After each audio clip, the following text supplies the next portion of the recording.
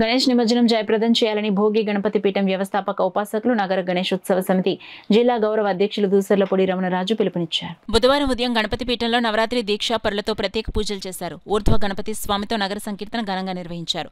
భక్తులు గణపతి స్వాముల పాదాలు కడిగి మంగళహారతులు అందించారు. పండ్ల రసాలతో స్వామిని సహస్రనామంతో పారాయణం చేసి భక్తులకు అల్పాహారం అందించారు.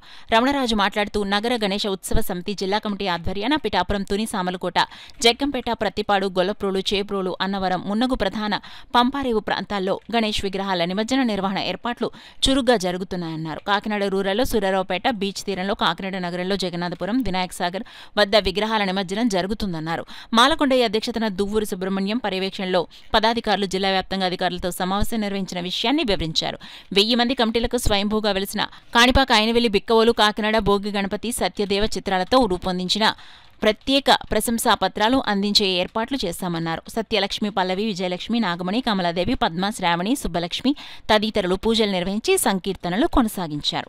జగ్గంపేట, ప్రత్తిపాడు, రూరల్, సిటీ అన్ని ఏరియాల్లోని అన్ని గ్రామాల్లోనూ కూడా పదాధికారులను ఏర్పాటు చేయడం ద్వారా ఈ కార్యాచరణ కార్యక్రమాలు జరుగుతూ ఉన్నాయి.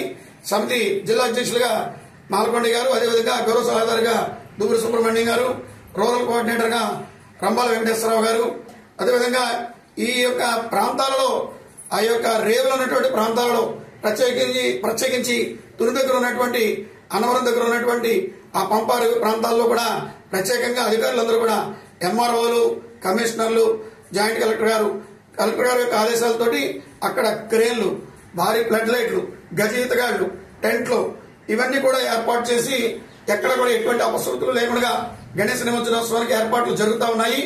ఉత్సవ నిర్వాహకులు అందరూ కూడా క్రమశిక్షణతో ఈ విగ్రహాలను నిమజ్జనం చేసుకోవాలి. ప్రత్యేకించి ముఖ్యమైన సూచన ఏంటంటే 7వ తారీఖున చంద్రగ్రహణం వచ్చింది కాబట్టి ఖచ్చితంగా 6వ తేదీన మాత్రమే 100% కూడా గణేశ విగ్రహాలను నిమజ్జనం చేయడం వల్ల మీకు గాని, మీ ఇంటికి గాని, మీ గర్భాన్ని జన్మించినటువంటి వంశాలకు గాని శుభాలు జరిగేటువంటి అవకాశం ఉంటుంది. గతంలో ఎప్పుడు కూడా నిమజ్జనం అప్పుడు చంద్రగ్రహణం రాలేదు. దయచేసి పొరపాటున చంద్రగ్రహణం సమయంలో విఘ్నేశ్వరుని ఉంచకండి.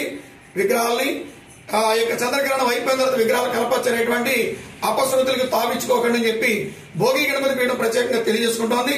ప్రతి ఒక్క ఉత్సవ కమిటీకి కూడా నగర గణేశ ఉత్సవ సమితి ఆధ్వర్యంలో ప్రశంసా పత్రాలను మీకు అందించడం జరుగుతుంది.